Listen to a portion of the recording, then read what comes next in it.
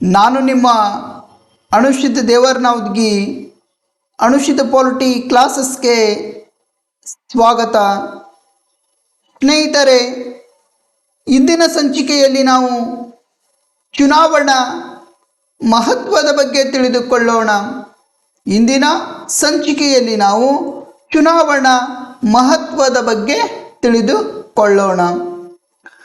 ಭಾರತ ರಾಷ್ಟ್ರ ಸಂವಿಧಾನ ಜಾರಿಗೆ ಬರುವಂಥ ಸಂದರ್ಭದಲ್ಲಿ ಪ್ರಜಾಪ್ರಭುತ್ವ ನೀತಿಯನ್ನು ಅನುಸರಿಸಿಕೊಂಡಿತು. ಭಾರತ ರಾಷ್ಟ್ರ 1950 ಜನವರಿ 26ರಂದು ಸಂವಿಧಾನ ಏನು ಜಾರಿಗೆ ಬಂದಿತ್ತಲ್ಲ, ಸಂವಿಧಾನ ಜಾರಿಗೆ ಬಂದಂಥ ಸಂದರ್ಭದಲ್ಲಿ ಭಾರತ ರಾಷ್ಟ್ರ ಪ್ರಜಾಪ್ರಭುತ್ವ ನೀತಿಯನ್ನು ಅನುಸರಿಸಿಕೊಂಡಿತು. ಅಷ್ಟೇ ಅಲ್ಲದೆ ಸ್ನೇಹಿತರೆ, ಈ ಭಾರತ ರಾಷ್ಟ್ರದಲ್ಲಿ ಈ ಪ್ರಜಾಪ್ರಭುತ್ವ ವ್ಯವಸ್ಥೆಗೆ ಆಧಾರ ಸ್ತಂಭಗಳನ್ನಾಗಿ ಯಾವುದಕ್ಕೆ ಮಾಡಿಕೊಳ್ಳಲಾಗಿದೆಪ್ಪ ಅಂದರೆ ಚುನಾವಣೆಗಳೇನಿದಾವಲ್ಲ, ಈ ಚುನಾವಣೆಗಳು ಪ್ರಜಾಪ್ರಭುತ್ವದ ಆಧಾರ ಸ್ತಂಭಗಳಾಗಿವೆ. ಈ ಚುನಾವಣೆಯ ಮೂಲಕ ಮತದಾರರಿಗೆ ಹೆಚ್ಚಿನ ಪರಮಾಧಿಕಾರವನ್ನು ಕೊಡಲಾಗಿದೆ. ಈ ಚುನಾವಣೆಗಳೇನಿದಾವಲ್ಲ, ಈ ಚುನಾವಣೆಯ ಮೂಲಕ ಮತದಾರ ಪ್ರಭುಗಳೇನಿದಾರಲ್ಲ, ಈ ಮತದಾರ ಪ್ರಭುಗಳಿಗೆ ಹೆಚ್ಚಿನ ಪರಮಾಧಿಕಾರವನ್ನು ಕೊಡಲಾಗಿದೆ. ಈ ಚುನಾವಣೆಗಳು ಪ್ರಜಾಪ್ರಭುತ್ವದ ಆಧಾರ ಸ್ತಂಭಗಳಾಗಿವೆ. ಯಾವುದರ ಸ್ತಂಭಗಳಾಗಿವೆ? ಪ್ರಜಾಪ್ರಭುತ್ವದ ಆಧಾರ ಸ್ತಂಭಗಳಾಗಿವೆ. ಭಾರತ ರಾಷ್ಟ್ರದೊಳಗೆ ಒಂದು ವೇಳೆ ಕಾಲಕ್ಕೆ ಚುನಾವಣೆ ನಡೆಯದೆ ಹೋದರೆ ಪ್ರಜಾಪ್ರಭುತ್ವ ವ್ಯವಸ್ಥೆ ಏನೈತಲ್ಲ, ಈ ವ್ಯವಸ್ಥೆ ತುಕ್ಕು ಹಿಡಿದ ಯಂತ್ರವಾಗುತ್ತದೆ. ಯಾವುದು ಅಂದರೆ ಈ ಪ್ರಜಾಪ್ರಭುತ್ವ ವ್ಯವಸ್ಥೆಯಲ್ಲಿ ಕಾಲಕ್ಕೆ ಚುನಾವಣೆ ನಡೆಯದೆ ಹೋದರೆ ಈ ಪ್ರಜಾಪ್ರಭುತ್ವ ಅನ್ನುವಂಥ ವ್ಯವಸ್ಥೆ ಏನೈತಲ್ಲ, ಈ ವ್ಯವಸ್ಥೆ ತುಕ್ಕು ಹಿಡಿದ ಯಂತ್ರವಾಗುತ್ತದೆ. ನಮ್ಮ ಉತ್ತರ ಕರ್ನಾಟಕದಲ್ಲಿ ಈ ತುಕ್ಕು ಅನ್ನುವಂಥ ಪದಕ್ಕೆ ನಾವೇನಂತ ಕರಿತಪ್ಪ ಅಂದರೆ ಜಂಗ್ ಅಂತ ಬಳಸಲಾಗುತ್ತದೆ. ಏನಂತ ಬಳಸಲಾಗುತ್ತದೆ? ಜಂಗ್ ಅಂತ ಬಳಸಲಾಗುವುದು.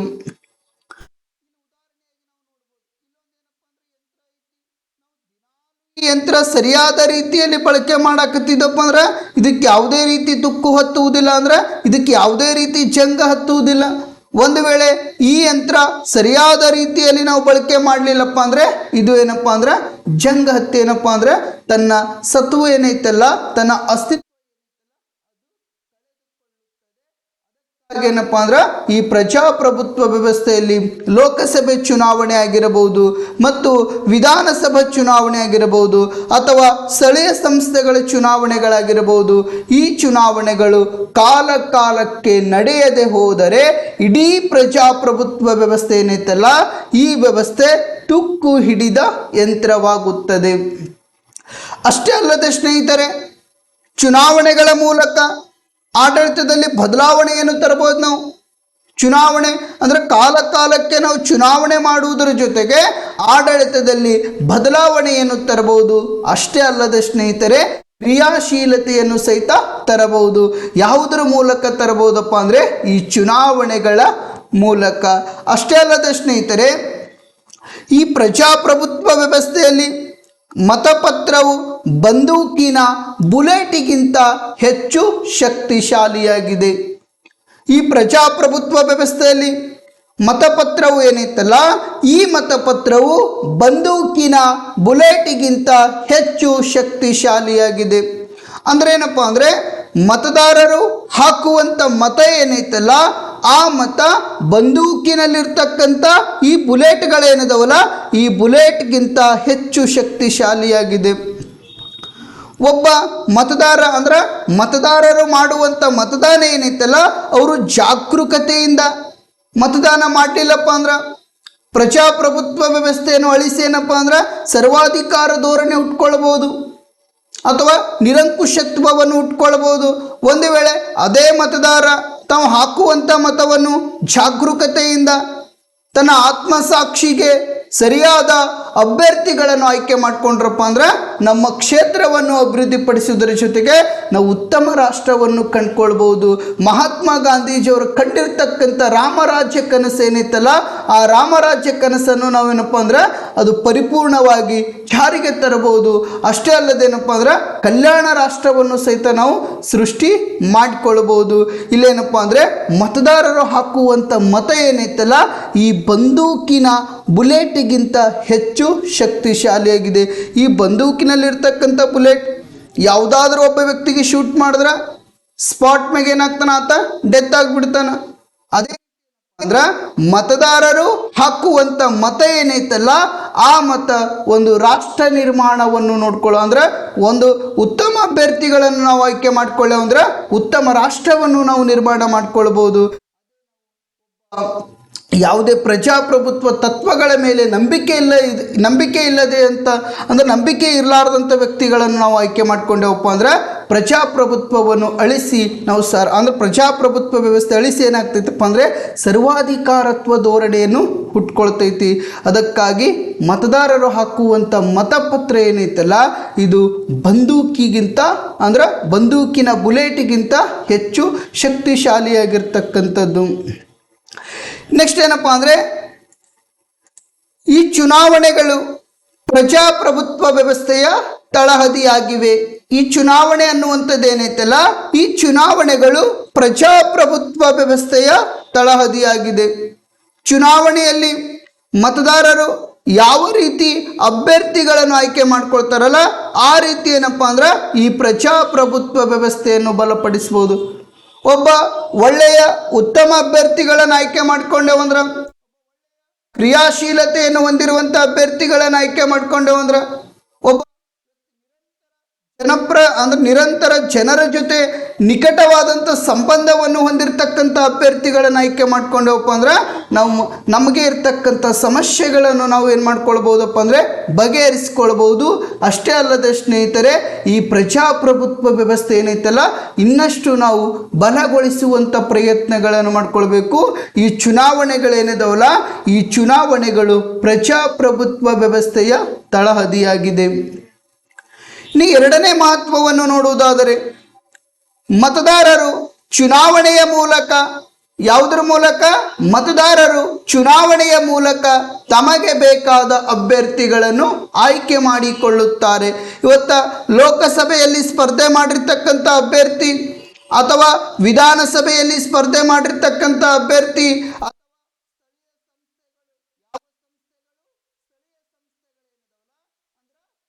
ತಾಲೂಕು ಪಂಚಾಯಿತಿ ಆಗಿರಬಹುದು, ಜಿಲ್ಲಾ ಪಂಚಾಯಿತಿ ಆಗಿರಬಹುದು, ಗ್ರಾಮ ಪಂಚಾಯಿತಿ ಆಗಿರಬಹುದು, ಈ ಚುನಾವಣೆಯಲ್ಲಿ ಸ್ಪರ್ಧೆ ಮಾಡಿರ್ತಕ್ಕಂಥ ಈ ಅಭ್ಯರ್ಥಿಗಳಲ್ಲಿ ತಮಗೆ ಯಾವ ವ್ಯಕ್ತಿ ಸೂಕ್ತ ಅನ್ನಿಸ್ತಾನ, ಯಾರು ತಮ್ಮ ಸಮಸ್ಯೆಗಳನ್ನು ಆಲಿಸ್ತಾನ, ಯಾರು ತಮ್ಮ ಸಮಸ್ಯೆಗಳಿಗೆ ಪರಿಹಾರವನ್ನು ಒದಗಿಸಿಕೊಡ್ತಾನಲ್ಲ, ಅಂತಹ ವ್ಯಕ್ತಿಗಳಿಗೆ ಮುಕ್ತವಾಗಿ ನಿರ್ಭೀತವಾಗಿ ಗುಪ್ತ ಮತದಾನದ ಮೂಲಕ ಆಯ್ಕೆ ಮಾಡಿಕೊಳ್ಳುವುದಕ್ಕೆ ಮತದಾರರಿಗೆ ಅವಕಾಶವನ್ನು ಒದಗಿಸಿಕೊಡಲಾಗಿದೆ. ವಿಧಾನಸಭೆಗೆ ಸ್ಪರ್ಧೆ ಮಾಡಿರ್ತಕ್ಕಂಥ ಅಭ್ಯರ್ಥಿಗಳು ಯಾವ ವ್ಯಕ್ತಿ ಮತದಾರನಿಗೆ ತನ್ನ ಆತ್ಮಸಾಕ್ಷಿಗೆ ಸರಿ ಎನಿಸ್ತಾನಲ್ಲ, ಅಂತಹ ವ್ಯಕ್ತಿಗಳನ್ನು ಮುಕ್ತವಾಗಿ ಮತ್ತು ನಿರ್ಭೀತವಾಗಿ ಆಯ್ಕೆ ಮಾಡಿಕೊಳ್ಳುತ್ತಾರೆ.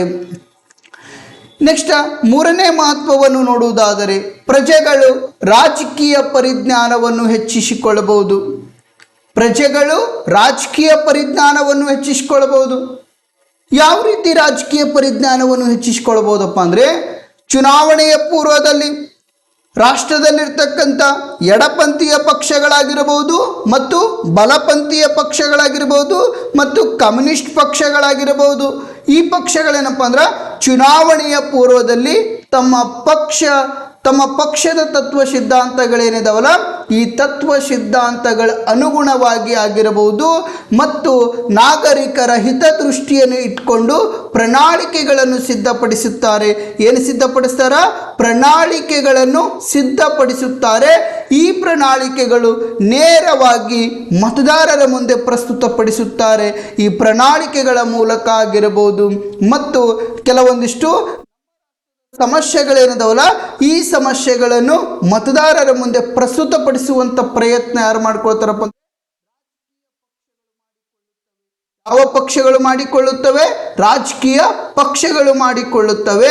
ಇಂತಹ ವ್ಯವಸ್ಥೆಯಿಂದ ನಾಗರಿಕರೇನದರಲ್ಲ ಅವರಲ್ಲಿ ರಾಜಕೀಯ ಪರಿಜ್ಞಾನವನ್ನು ಹೆಚ್ಚಿಸಿಕೊಳ್ಳಬಹುದು. ಚುನಾವಣೆಯ ಸಂದರ್ಭದಲ್ಲಿ ಪ್ರತಿಯೊಂದು ರಾಜಕೀಯ ಪಕ್ಷಗಳು ಪ್ರಣಾಳಿಕೆಗಳನ್ನು ಘೋಷಣೆ ಮಾಡ್ತಾವ. ಪ್ರತಿಯೊಂದು ರಾಜಕೀಯ ಪಕ್ಷಗಳೇನಿದಾವಲ್ಲ ಪ್ರಣಾಳಿಕೆಗಳನ್ನು ಘೋಷಣೆ ಮಾಡ್ತಾರ. ಅಷ್ಟೇ ಅಲ್ಲದೆ ದೇಶದ ಮುಂದೆ ಇರತಕ್ಕಂಥ ಸಮಸ್ಯೆಗಳಾಗಿರಬಹುದು, ಆ ಸಮಸ್ಯೆಗಳ ಪರಿಹಾರವನ್ನು ಸಹಿತ ಮತದಾರರ ಮುಂದೆ ಪ್ರಸ್ತುತಪಡಿಸಲಾಗುತ್ತದೆ. ಇಂತಹ ವ್ಯವಸ್ಥೆಯಿಂದ ನಾಗರಿಕರು ತಮ್ಮಲ್ಲಿ ರಾಜಕೀಯ ಪರಿಜ್ಞಾನವನ್ನು ಹೆಚ್ಚಿಸಿಕೊಳ್ಳಬಹುದು. ಯಾವ ಪರಿಜ್ಞಾನವನ್ನು ಹೆಚ್ಚಿಸಿಕೊಳ್ಳಬಹುದು? ರಾಜಕೀಯ ಪರಿಜ್ಞಾನವನ್ನು ಹೆಚ್ಚಿಸಿಕೊಳ್ಳಬಹುದು. ಇನ್ನು ನಾಲ್ಕನೇ ಮಹತ್ವವನ್ನು ನೋಡುವುದಾದರೆ, ರಾಜಕೀಯ ಪಕ್ಷಗಳು ಸರ್ಕಾರ ರಚಿಸಲು ಚುನಾವಣೆಗೆ ಅವಕಾಶ ಕಲ್ಪಿಸುತ್ತವೆ. ರಾಜಕೀಯ ಪಕ್ಷಗಳೇನಿದಾವಲ್ಲ ಈ ರಾಜಕೀಯ ಪಕ್ಷಗಳಿಗೆ ಸರ್ಕಾರ ರಚಿಸಲು ಚುನಾವಣೆ ಅವಕಾಶ ಕಲ್ಪಿಸಿಕೊಡಲಾಗುತ್ತದೆ. ಇವತ್ತ ಲೋಕಸಭೆಯ ಸಾರ್ವತ್ರಿಕ ಚುನಾವಣೆ ಆಗಿರಬಹುದು ಅಥವಾ ವಿಧಾನಸಭೆಯ ಸಾರ್ವತ್ರಿಕ ಚುನಾವಣೆ ಆಗಿರಬಹುದು, ಭಾರತ ಚುನಾವಣಾ ಆಯೋಗದಿಂದ ಮಾನ್ಯತೆ ಪಡೆದಿರತಕ್ಕಂಥ ಪ್ರತಿಯೊಂದು ರಾಜಕೀಯ ಪಕ್ಷಗಳು ಚುನಾವಣೆಯಲ್ಲಿ ಭಾಗವಹಿಸುತ್ತವೆ. ಭಾರತ ಚುನಾವಣಾ ಆಯೋಗದಿಂದ ಮಾನ್ಯತೆ ಪಡೆದಿರತಕ್ಕಂಥ ರಾಜಕೀಯ ಪಕ್ಷಗಳೇನಿದಾವಲ್ಲ ಈ ರಾಜಕೀಯ ಪಕ್ಷಗಳು ಚುನಾವಣೆಯಲ್ಲಿ ಭಾಗವಹಿಸುತ್ತವೆ. ಚುನಾವಣೆಯಲ್ಲಿ ಯಾವ ಪಕ್ಷ ಸ್ಪಷ್ಟವಾದಂಥ ಬಹುಮತವನ್ನು ಪಡೆದುಕೊಳ್ಳುತ್ತದೆಯೋ ಆ ಪಕ್ಷ ಸರ್ಕಾರವನ್ನು ರಚಿಸುತ್ತದೆ. ಯಾವುದರ ಮೂಲಕ ಸರ್ಕಾರವನ್ನು ರಚಿಸುತ್ತದಪ್ಪ ಅಂದರೆ ಚುನಾವಣೆಯ ಮೂಲಕ ಸರ್ಕಾರವನ್ನು ರಚಿಸುತ್ತದೆ. ಉದಾಹರಣೆಯಾಗಿ ನೋಡುವುದಾದರೆ 2023ರಲ್ಲಿ ಕರ್ನಾಟಕ ರಾಜ್ಯದಲ್ಲಿ, ಯಾವ ರಾಜ್ಯದಲ್ಲಿ? ಕರ್ನಾಟಕ ರಾಜ್ಯದಲ್ಲಿ BJP ಪಕ್ಷನು ಸ್ಪರ್ಧೆ ಮಾಡಿತ್ತು. ನೆಕ್ಸ್ಟ್ ಏನಪ್ಪ ಅಂದರೆ INC ಅಂದರೆ ಇಂಡಿಯನ್ ನ್ಯಾಷನಲ್ ಕಾಂಗ್ರೆಸ್ ಈ ಪಕ್ಷನು ಚುನಾವಣೆಗೆ ಸ್ಪರ್ಧೆ ಮಾಡಿತ್ತು. ನೆಕ್ಸ್ಟ್ ಏನಪ್ಪ ಅಂದರೆ JDS ಪಕ್ಷ ಆಗಿರ್ಬೋದು, ಇನ್ನಿತರೆ ಹಲವಾರು ಪಕ್ಷಗಳೇನಪ್ಪ ಅಂದರೆ ಈ 2023ರ ಕರ್ನಾಟಕ ವಿಧಾನಸಭಾ ಚುನಾವಣೆಯಲ್ಲಿ ಭಾಗವಹಿಸಿದವು. ಈ ಕರ್ನಾಟಕ ವಿಧಾನಸಭಾ ಚುನಾವಣೆಯಲ್ಲಿ ಯಾವ ಪಕ್ಷ ಸ್ಪಷ್ಟವಾದಂಥ ಬಹುಮತವನ್ನು ಪಡೆದುಕೊಂಡಿತ್ತಂದರೆ ಕಾಂಗ್ರೆಸ್ ಪಕ್ಷ ಸ್ಪಷ್ಟವಾದಂಥ ಬಹುಮತವನ್ನು ಪಡೆದುಕೊಂಡು ಸರ್ಕಾರವನ್ನು ರಚನೆ ಮಾಡಿಕೊಂಡಿತ್ತು. ಯಾವುದರ ಮೂಲಕಪ್ಪ ಅಂದರೆ ಚುನಾವಣೆಯ ಮೂಲಕ. ಯಾವುದರ ಮೂಲಕ? ಚುನಾವಣೆಯ ಮೂಲಕ. ರಾಜಕೀಯ ಪಕ್ಷಗಳೇನಿದಾವಲ್ಲ ಸರ್ಕಾರ ರಚಿಸಲು ಚುನಾವಣೆ ಅವಕಾಶವನ್ನು ಒದಗಿಸಿ ಕೊಡುತ್ತದೆ. ನೆಕ್ಸ್ಟ್ ನಾವು 5ನೇ ಮಹತ್ವವನ್ನು ನೋಡುವುದಾದರೆ, ಚುನಾವಣೆಗಳು ಪ್ರಜೆಗಳು ಮತ್ತು ಪ್ರತಿನಿಧಿಗಳ ನಡುವೆ ಸಂಪರ್ಕ ಸೇತುವೆಯಾಗಿ ಕಾರ್ಯನಿರ್ವಹಿಸುತ್ತವೆ. ಚುನಾವಣೆಗಳು, ಈ ಚುನಾವಣೆಗಳೇನಿದಾವಲ್ಲ ಈ ಚುನಾವಣೆಗಳು ಪ್ರಜೆಗಳು ಮತ್ತು ಪ್ರತಿನಿಧಿಗಳ ನಡುವೆ ಸಂಪರ್ಕ ಸೇತುವೆಯಾಗಿ ಕಾರ್ಯನಿರ್ವಹಣೆ ಮಾಡುತ್ತವೆ. ಯಾರ ನಡುವೆ ಸಂಪರ್ಕ ಸೇತುವೆಯಾಗಿ? ಪ್ರಜೆಗಳು ಮತ್ತು ಪ್ರತಿನಿಧಿಗಳ ನಡುವೆ. ಯಾಕೆ ಪ್ರಜೆಗಳು ಮತ್ತು ಈ ಪ್ರತಿನಿಧಿಗಳ ನಡುವೆ ಸಂಪರ್ಕ ಸೇತುವೆಯಾಗಿ ಕಾರ್ಯನಿರ್ವಹಣೆ ಮಾಡ್ತಾವಪ್ಪ ಅಂದರೆ, ಈ ಚುನಾವಣೆಯಲ್ಲಿ ಸ್ಪರ್ಧೆ ಮಾಡೋರು ಯಾರು? ಪ್ರತಿನಿಧಿಗಳು ಸ್ಪರ್ಧೆ ಮಾಡ್ತಾರ. ಈ ಪ್ರತಿನಿಧಿಗಳಿಗೆ ಆಯ್ಕೆ ಮಾಡೋರು ಯಾರು? ಪ್ರಜೆಗಳು ಆಯ್ಕೆ ಮಾಡ್ಕೊಳ್ತಾರ. ಈ ಚುನಾವಣೆಗಳೇನಿದಾವಲ್ಲ ಈ ಚುನಾವಣೆಗಳು ಪ್ರಜೆಗಳು ಮತ್ತು ಪ್ರತಿನಿಧಿಗಳ ನಡುವೆ ಸಂಪರ್ಕ ಸೇತುವೆಯಾಗಿ ಕಾರ್ಯನಿರ್ವಹಣೆ ಮಾಡುತ್ತವೆ. ಈ ಪ್ರತಿನಿಧಿಗಳು ಚುನಾವಣೆಯಲ್ಲಿ ಗೆಲ್ಲಬೇಕಾದ್ರೆ ಯಾರ ಬೆಂಬಲವನ್ನು ಪಡೆದುಕೊಳ್ಬೇಕು? ಪ್ರಜೆಗಳ ಬೆಂಬಲವನ್ನು ಪಡೆದುಕೊಳ್ಬೇಕು. ಪ್ರಜೆಗಳ ಬೆಂಬಲವನ್ನು ಪಡೆದುಕೊಳ್ಬೇಕಾದ್ರೆ ಪ್ರಜೆಗಳ ಪ್ರಜೆಗಳ ಸಮಸ್ಯೆಗಳನ್ನು ಆಲಿಸಿಕೊಳ್ಬೇಕು, ಬೇಡಿಕೆಗಳನ್ನು ಕೇಳುವಂಥ ಪ್ರಯತ್ನಗಳನ್ನು ಮಾಡಿಕೊಳ್ಬೇಕು. ಅಷ್ಟೇ ಅಲ್ಲದೆ ಸ್ನೇಹಿತರೆ,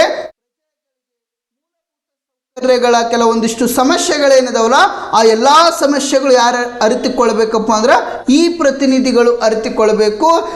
ಅಂದ್ರೆ ಏನಪ್ಪ ಅಂದರೆ ಈ ಪ್ರತಿನಿಧಿಗಳೇನಿದಾರಲ್ಲ ಪ್ರಜೆಗಳಿಂದ ಆಯ್ಕೆಯಾಗುವುದರಿಂದ ಈ ಪ್ರತಿನಿಧಿಗಳು ನಿರಂತರವಾಗಿ ಜನರ ಜೊತೆ ನಿಕಟವಾದಂಥ ಸಂಬಂಧಗಳನ್ನು ಇಟ್ಟುಕೊಂಡಿರುತ್ತಾರೆ, ನಿರಂತರವಾದ ಸಂಪರ್ಕವನ್ನು ಇಟ್ಟುಕೊಂಡಿರುತ್ತಾರೆ. ಅಷ್ಟೇ ಅಲ್ಲದೆ ಸ್ನೇಹಿತರೆ, ಪ್ರಜೆಗಳ ಬೇಡಿಕೆಗಳನ್ನು ಈಡೇರಿಸುವಂಥ ಪ್ರಯತ್ನಗಳನ್ನು ಮಾಡುತ್ತಾರೆ. ಪ್ರಜೆಗಳ ಕೆಲವೊಂದಿಷ್ಟು ಹಿತಾಸಕ್ತಿಗಳನ್ನು ಪೂರೈಸುವಂಥ ಪ್ರಯತ್ನಗಳು ಯಾರು ಮಾಡ್ತಾರಪ್ಪ ಅಂದರೆ ಈ ಪ್ರತಿನಿಧಿಗಳು ಮಾಡ್ತಾರ. ಇಲ್ಲಿ ಚುನಾವಣೆಗಳೇನಿದಾವಲ್ಲ, ಈ ಚುನಾವಣೆಗಳು ಪ್ರಜೆಗಳು ಮತ್ತು ಪ್ರತಿನಿಧಿಗಳ ನಡುವೆ ಸಂಪರ್ಕ ಸೇತುವೆಯಾಗಿ ಕಾರ್ಯನಿರ್ವಹಿಸುತ್ತವೆ. ನೆಕ್ಸ್ಟ್ ಏನಪ್ಪ ಅಂದರೆ, 6ನೇ ಮಹತ್ವವನ್ನು ನೋಡುವುದಾದರೆ, ಚುನಾವಣೆಗಳು ಸಾರ್ವಜನಿಕರ ಅಭಿಪ್ರಾಯ ಮತ್ತು ಸಾರ್ವಜನಿಕರ ಸಮಸ್ಯೆಗಳನ್ನು ತಿಳಿಯಲು ಸಹಾಯಕವಾಗುತ್ತವೆ. ಕಾಲಕ್ಕೆ ನಡೆಯುವಂಥ ಚುನಾವಣೆಗಳು 5 ವರ್ಷಗಳಿಗೊಮ್ಮೆ ಯಾವ ಚುನಾವಣೆಗಳು ಮಾಡಲಾಗುವುದು? ಲೋಕಸಭೆ ಚುನಾವಣೆಯನ್ನು ಮಾಡಲಾಗುವುದು. 5 ವರ್ಷಗಳಿಗೊಮ್ಮೆ ವಿಧಾನಸಭಾ ಚುನಾವಣೆಯನ್ನು ಮಾಡಲಾಗುವುದು. ಈ ಚುನಾವಣೆಯಲ್ಲಿ ಯಾರು ಭಾಗವಹಿಸ್ತಾರ? ಪ್ರಜೆಗಳು ಭಾಗವಹಿಸ್ತಾರ. ನೆಕ್ಸ್ಟ್ ಏನಪ್ಪ, ಆ ಪ್ರಜೆಗಳನ್ನು ಆಯ್ಕೆ ಮಾಡಿಕೊಳ್ಳೋರು ಯಾರು? ಹೌದು, ಪ್ರತಿನಿಧಿಗಳನ್ನು ಭಾಗವಹಿಸ್ತಾರ. ಆ ಪ್ರತಿನಿಧಿಗಳನ್ನು ಆಯ್ಕೆ ಮಾಡಿಕೊಳ್ಳೋರು ಯಾರು? ಪ್ರಜೆಗಳು ಆಯ್ಕೆ ಮಾಡಿಕೊಳ್ತಾರ. ಅದಕ್ಕಾಗಿ ಈ ಪ್ರತಿನಿಧಿಗಳೇನಿದಾರಲ್ಲ, ಸಾರ್ವಜನಿಕರ ಅಭಿಪ್ರಾಯಗಳನ್ನು ಸಂಗ್ರಹಣೆ ಮಾಡುತ್ತಾರೆ. ಸಾರ್ವಜನಿಕರ ಸಮಸ್ಯೆಗಳನ್ನು ಸಹಿತ ಅರಿಯುತ್ತಾರೆ.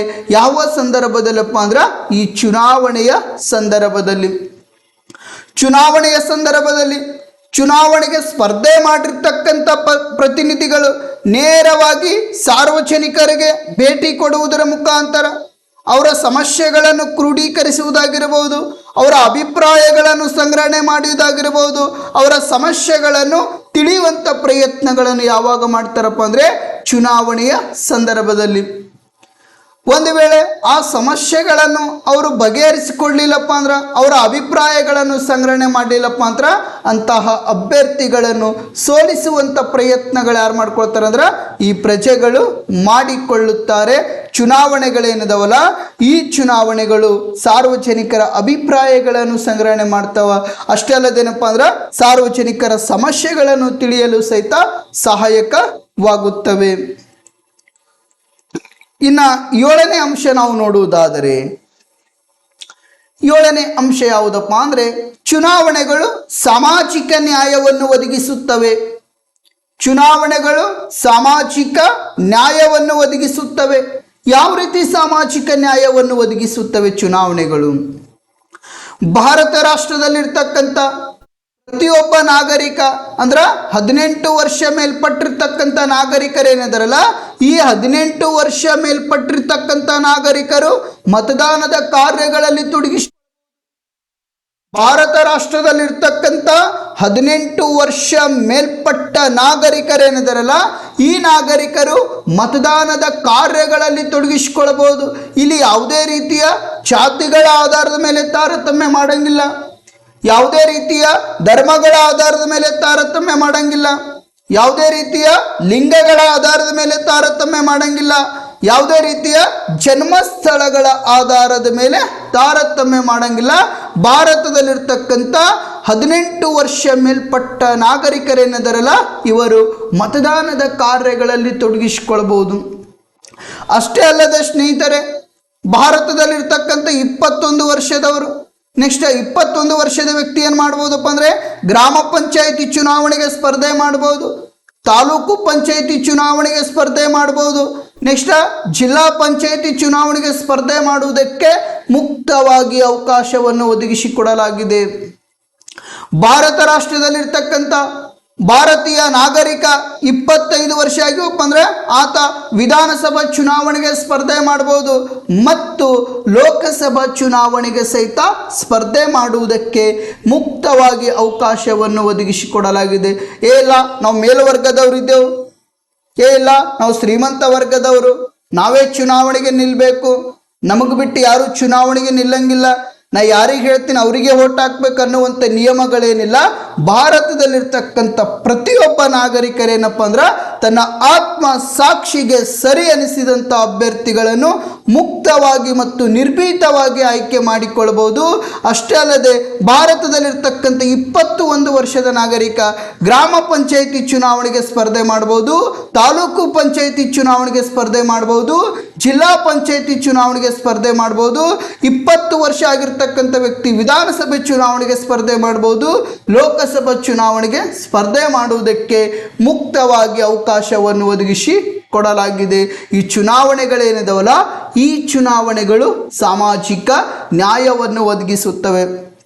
ಇಲ್ಲ ನಮ್ಮಪ್ಪ ಹಿಂದೆ ಗ್ರಾಮ ಪಂಚಾಯತಿ ಅಧ್ಯಕ್ಷ ಇದ್ದಿದ್ದ, ನಾನೇ ಏನಪ್ಪ ಅಂದರೆ ಗ್ರಾಮ ಪಂಚಾಯತಿ ಸದಸ್ಯ ಚುನಾವಣೆಗೆ ಸ್ಪರ್ಧೆ ಮಾಡ್ತೀನಿ, ನನ್ನ ಅಪೋಸಿಟ್ ಯಾರೂ ನಿಲ್ಬೇಡ್ರಿ ಅಂತ ಏನಪ್ಪ ಅಂದ್ರೆ ಹೇಳಂಗಿಲ್ಲ. ಇಲ್ಲ ನಮ್ಮಪ್ಪ ಹಿಂದೆ MLA ಇದ್ದಿದ್ದ, ನಾನು ನೆಕ್ಸ್ಟ್ ನಾನೇ ಈ ಕ್ಷೇತ್ರಕ್ಕೆ ನಾನೇ ಏನಪ್ಪ ಅಂದ್ರೆ MLA ಕ್ಯಾಂಡಿಡೇಟ್ ಆಗಿ ಸ್ಪರ್ಧೆ ಮಾಡ್ತೀನಿ ಅಂತ ಏನಪ್ಪ ಅಂದ್ರೆ ಯಾವುದೇ ರೀತಿ ಹೇಳಂಗಿಲ್ಲ. ಪ್ರತಿಯೊಬ್ಬ ನಾಗರಿಕ ಅಂದರೆ 25 ವರ್ಷ ಮೇಲ್ಪಟ್ಟ ನಾಗರಿಕರು ವಿಧಾನಸಭೆ ಚುನಾವಣೆಗೆ ಸ್ಪರ್ಧೆ ಮಾಡ್ಬೋದು, ಲೋಕಸಭೆ ಚುನಾವಣೆಗೆ ಸ್ಪರ್ಧೆ ಮಾಡ್ಬೋದು. 21 ವರ್ಷ ಆಗಿರ್ತಕ್ಕಂಥ ನಾಗರಿಕರು ಗ್ರಾಮ ಪಂಚಾಯತಿ ಚುನಾವಣೆಗೆ ಸ್ಪರ್ಧೆ ಮಾಡ್ಬೋದು, ತಾಲೂಕು ಪಂಚಾಯತಿ ಚುನಾವಣೆಗೆ ಸ್ಪರ್ಧೆ ಮಾಡ್ಬೋದು ಮತ್ತು ಜಿಲ್ಲಾ ಪಂಚಾಯತಿ ಚುನಾವಣೆಗೆ ಸ್ಪರ್ಧೆ ಮಾಡುವುದಕ್ಕೆ ಮುಕ್ತವಾಗಿ ಅವಕಾಶವನ್ನು ಒದಗಿಸಿಕೊಡಲಾಗಿದೆ. ಈ ಚುನಾವಣೆಗಳೇನಿದಾವಲ್ಲ, ಈ ಚುನಾವಣೆಗಳು ಸಾಮಾಜಿಕ ನ್ಯಾಯವನ್ನು ಒದಗಿಸುತ್ತವೆ. ಯಾವ ನ್ಯಾಯವನ್ನು ಒದಗಿಸುತ್ತವೆ? ಸಾಮಾಜಿಕ ನ್ಯಾಯವನ್ನು ಒದಗಿಸುತ್ತವೆ. ನೆಕ್ಸ್ಟ್, ಚುನಾವಣೆಯಲ್ಲಿ ಅಲ್ಪಸಂಖ್ಯಾತರಿಗೆ, ಯಾವ ಸಂಖ್ಯಾತರಿಗೆ? ಅಲ್ಪಸಂಖ್ಯಾತರಿಗೆ ಪ್ರಾತಿನಿಧ್ಯ ಕೊಡುವುದರ ಮುಖಾಂತರ ಅವರ ಹಿತಾಸಕ್ತಿಗಳನ್ನು ಪೂರೈಸುತ್ತವೆ. ಚುನಾವಣೆಯಲ್ಲಿ ಅಲ್ಪಸಂಖ್ಯಾತರಿಗೆ ಪ್ರಾತಿನಿಧ್ಯಗಳನ್ನು ಕೊಡುವುದರ ಮೂಲಕ ಅವರ ಹಿತಾಸಕ್ತಿಗಳನ್ನು ಪೂರೈಸುವಂಥ ಪ್ರಯತ್ನಗಳು ಯಾರು ಮಾಡ್ಕೊಳ್ತಾರೆ ಅಂದರೆ ಮಾಡಿಕೊಳ್ಳುತ್ತವೆ. ಅಲ್ಪಸಂಖ್ಯಾತರಂದ್ರೆ ಯಾರು? ಅಂದರೆ ಸಿಖ್ ಧರ್ಮ ಆಗಿರಬಹುದು, ನೆಕ್ಸ್ಟ್ ಕ್ರಿಶ್ಚಿಯನ್ ಧರ್ಮ ಆಗಿರಬಹುದು, ಸಿಖ್ ಧರ್ಮ ಆಗಿರಬಹುದು, ಕ್ರಿಶ್ಚಿಯನ್ ಧರ್ಮ ಆಗಿರಬಹುದು, ಬೌದ್ಧ ಧರ್ಮ ಆಗಿರಬಹುದು. ಯಾವ ಧರ್ಮ? ಬೌದ್ಧ ಧರ್ಮ ಆಗಿರಬಹುದು. ನೆಕ್ಸ್ಟ್ ಜೈನ ಧರ್ಮ ಆಗಿರಬಹುದು, ನೆಕ್ಸ್ಟ್ ಪಾರ್ಸಿ ಧರ್ಮ ಆಗಿರಬಹುದು, ನೆಕ್ಸ್ಟ್ ಮುಸ್ಲಿಂ ಧರ್ಮಗಳೇನದವಲ್ಲ, ಈ ಧರ್ಮಗಳಿಗೆ ನಾವು ಅಲ್ಪಸಂಖ್ಯಾತರು ಎಂದು ಕರೆಯಲಾಗುವುದು. ಅಲ್ಪಸಂಖ್ಯಾತರಂದ್ರೆ ಯಾರಪ್ಪ ಅಂದರೆ ಬರೀ ಮುಸ್ಲಿಮರು ಅಷ್ಟೇ ಅಲ್ಲ. ಅಲ್ಪಸಂಖ್ಯಾತರಂದ್ರೆ ಯಾರು? ಸಿಖ್ ಧರ್ಮದವರು ಅಲ್ಪಸಂಖ್ಯಾತರು, ಕ್ರಿಶ್ಚಿಯನ್ ಧರ್ಮದವರು ಅಲ್ಪಸಂಖ್ಯಾತರು, ಬೌದ್ಧ ಧರ್ಮದವರು ಅಲ್ಪಸಂಖ್ಯಾತರು, ಜೈನ ಧರ್ಮದವರು ಅಲ್ಪಸಂಖ್ಯಾತರು, ಮುಸ್ಲಿಂ ಧರ್ಮದವರು ಅಲ್ಪಸಂಖ್ಯಾತರು. ಪಾರ್ಸಿ ಅಂದ್ರು ಒಂದೇ, ಜೊರಾಸ್ಟ್ರಿಯನ್ ಅಂದ್ರು ಒಂದೇ. ಪಾರ್ಸಿ ಅಂದ್ರು ಒಂದೇ, ಜೊರಾಸ್ಟ್ರಿಯನ್ ಅಂದ್ರು ಒಂದೇ. ಈ ಪಾರ್ಸಿ ಧರ್ಮದವರು ಸಹಿತ ಇವರೆಲ್ಲ ಯಾರಪ್ಪ ಅಂದ್ರೆ ಅಲ್ಪಸಂಖ್ಯಾತ. ಇವರೆಲ್ಲ ಯಾರು? ಅಲ್ಪಸಂಖ್ಯಾತ ವರ್ಗಕ್ಕೆ ಸೇರಿದವರು. ಚುನಾವಣೆಯ ಸಂದರ್ಭದಲ್ಲಿ ಈ ಅಲ್ಪಸಂಖ್ಯಾತರಿಗೆ ಹೆಚ್ಚಿನ ಪ್ರಾತಿನಿಧ್ಯಗಳನ್ನು ಕೊಡುವುದರ ಮೂಲಕ ಅವರ ಹಿತಗಳನ್ನು ಪೂರೈಸುವಂಥ ಪ್ರಯತ್ನಗಳು ಯಾರು ಮಾಡ್ತಾರಪ್ಪ ಅಂದರೆ ರಾಜಕೀಯ ಪಕ್ಷಗಳು ಮಾಡಿಕೊಳ್ಳುತ್ತಾರೆ. ಯಾವುದರ ಮೂಲಕ ಅವರ ಹಿತಾಸಕ್ತಿಗಳನ್ನು ಪೂರೈಸಿಕೊಳ್ಳಬಹುದಪ್ಪ ಅಂದರೆ ಚುನಾವಣೆಯ ಮೂಲಕ. ಯಾವುದರ ಮೂಲಕ? ಚುನಾವಣೆಯ ಮೂಲಕ. ನೆಕ್ಸ್ಟ್ ಏನಪ್ಪ ಅಂದರೆ ಚುನಾವಣೆಯ ಮೂಲಕ ಅಧಿಕಾರವು ಶಾಂತ ರೀತಿಯಲ್ಲಿ ವರ್ಗಾವಣೆಯಾಗುತ್ತದೆ. ಚುನಾವಣೆಯ ಮೂಲಕ ಅಧಿಕಾರವು ಶಾಂತ ರೀತಿಯಲ್ಲಿ ವರ್ಗಾವಣೆಯಾಗುತ್ತದೆ. ಭಾರತ ರಾಷ್ಟ್ರದಲ್ಲಿರ್ತಕ್ಕಂಥ ಸರ್ಕಾರವು ಬದಲಾವಣೆ ಮಾಡಿಕೊಳ್ಬೇಕಪ್ಪ ಅಂದರೆ ಇಲ್ಲಿ ಯಾವುದೇ ರೀತಿಯ ಕಲಹಗಳಾಗುವುದಿಲ್ಲ, ಯಾವುದೇ ರೀತಿಯ ಜಗಳಗಳಾಗುವುದಿಲ್ಲ, ಯಾವುದೇ ರೀತಿಯ ಅಹಿತಕರ ಘಟನೆಗಳಾಗುವುದಿಲ್ಲ. ಇಲ್ಲಿ ಅಧಿಕಾರವನ್ನು ವರ್ಗಾವಣೆ ಆಗಬೇಕಪ್ಪ ಅಂದರೆ ಶಾಂತ ರೀತಿಯಲ್ಲಿ ಅಧಿಕಾರವನ್ನು ವರ್ಗಾವಣೆಯಾಗುತ್ತದೆ. ಚುನಾವಣೆಯಲ್ಲಿ ನಾಗರಿಕರು ಯಾವ ಪಕ್ಷಕ್ಕೆ ಸ್ಪಷ್ಟವಾದಂಥ ಬಹುಮತವನ್ನು ಕೊಟ್ಟಿರುತ್ತಾರೋ ಆ ಪಕ್ಷ ಸರ್ಕಾರವನ್ನು ರಚನೆ ಮಾಡಿಕೊಂಡು ಸಂವಿಧಾನದ ಚೌಕಟ್ಟಿನ ಅಡಿಯಲ್ಲಿ ಕಾರ್ಯನಿರ್ವಹಣೆಯನ್ನು ಮಾಡಿಕೊಳ್ಳುತ್ತವೆ. ಭಾರತ ರಾಷ್ಟ್ರದಲ್ಲಿರ್ತಕ್ಕಂಥ ಸರ್ಕಾರವನ್ನು ಬದಲಾವಣೆ ಮಾಡಬೇಕಾದ್ರೆ ಈಗ ಉದಾಹರಣೆ ಹೇಗಪ್ಪ ಅಂದರೆ 2013ರಲ್ಲಿ ಮುಖ್ಯಮಂತ್ರಿ, ಕರ್ನಾಟಕ ರಾಜ್ಯದ ಮುಖ್ಯಮಂತ್ರಿ ಯಾರಾಗಿದ್ದರು? ಸಿದ್ದರಾಮಯ್ಯನವರಾಗಿದ್ದರು. ಏನಪ್ಪ ಅಂದರೆ 2018ರಲ್ಲಿ ಯಾರು ಮುಖ್ಯಮಂತ್ರಿ ಆದರು? HD ಕುಮಾರಸ್ವಾಮಿ ಅವರು. ಯಾವ ಕುಮಾರಸ್ವಾಮಿ ಅವರು? HD. 2019ರಲ್ಲಿ ಕೆಲವೊಂದಿಷ್ಟು ಘಟನೆಗಳಿಂದ ಏನಪ್ಪ 2019ರಲ್ಲಿ ಮತ್ತೆ ಮುಖ್ಯಮಂತ್ರಿ ಯಾರಾದರು? ಯಡಿಯೂರಪ್ಪನವರು ಮುಖ್ಯಮಂತ್ರಿ ಆದರು. ನೆಕ್ಸ್ಟ್ ಏನಪ್ಪ ಅಂದರೆ ಬಸವರಾಜ ಬೊಮ್ಮಾಯಿ ಅವರು ಮುಖ್ಯಮಂತ್ರಿ ಆದರು. ನೆಕ್ಸ್ಟ್ 2023ರಲ್ಲಿ ನಡೆದಿರ್ತಕ್ಕಂಥ ವಿಧಾನಸಭೆಯ ಸಾರ್ವತ್ರಿಕ ಚುನಾವಣೆ ಏನೈತಲ್ಲ, ಈ ಸಾರ್ವತ್ರಿಕ ಚುನಾವಣೆಯಲ್ಲಿ ಯಾವ ಪಕ್ಷಕ್ಕೆ ಸ್ಪಷ್ಟವಾದಂಥ ಬಹುಮತವನ್ನು ಕೊಟ್ಟರಪ್ಪ ಅಂದರೆ ಪಕ್ಷಕ್ಕೆ ಸ್ಪಷ್ಟವಾದಂಥ ಬಹುಮತವನ್ನು ಕೊಟ್ಟರು. ಇಲ್ಲಿ ಅಂದರೆ ಬಸವರಾಜ ಬೊಮ್ಮಾಯಿ ಅವರೇನು ಮುಖ್ಯಮಂತ್ರಿ ಇದ್ರಲ್ಲ, ಅವರು ಮುಖ್ಯಮಂತ್ರಿ ಸ್ಥಾನದಿಂದ ಕೆಳಗಿಳಿದು ಈ ಕಾಂಗ್ರೆಸ್ ಪಕ್ಷಕ್ಕೆ ಅಧಿಕಾರವನ್ನು ಹಸ್ತಾಂತರವಾಯಿತು. ಈ ಕಾಂಗ್ರೆಸ್ ಪಕ್ಷದಿಂದ ಮುಖ್ಯಮಂತ್ರಿಯಾಗಿ ಯಾರಿಗೆ ಪದಗ್ರಹಣ ಮಾಡಲಾಯಿತಪ್ಪ ಅಂದರೆ ನಮ್ಮ ಸನ್ಮಾನ್ಯ ಸಿದ್ದರಾಮಯ್ಯನವರಿಗೆ ಪದಗ್ರಹಣ ಮಾಡಲಾಯಿತು. ವರ್ಗಾವಣೆ ಆಗಬೇಕಪ್ಪ ಅಂದರೆ ಯಾವುದೇ ರೀತಿಯ ಕಲಹಗಳಾಗೋಂಗಿಲ್ಲ, ಯಾವುದೇ ರೀತಿಯ ಅಹಿತಕರ ಘಟನೆಗಳಾಗಂಗಿಲ್ಲ. ಇಲ್ಲಿ ಶಾಂತ ರೀತಿಯಲ್ಲಿ ಅಧಿಕಾರವು ವರ್ಗಾವಣೆಯಾಗುತ್ತದೆ. ಶಾಂತ ರೀತಿಯಿಂದ ಅಧಿಕಾರ ಏನಾಗ್ತೈತಪ್ಪ ಅಂದರೆ ವರ್ಗಾವಣೆಯಾಗುತ್ತದೆ. ಸ್ನೇಹಿತರೆ, ಇಲ್ಲಿಗೆ ನಾನು ಇಂದಿನ ಸಂಚಿಕೆಯನ್ನು ಮುಕ್ತಾಯಗೊಳಿಸುತ್ತಿದ್ದೇನೆ.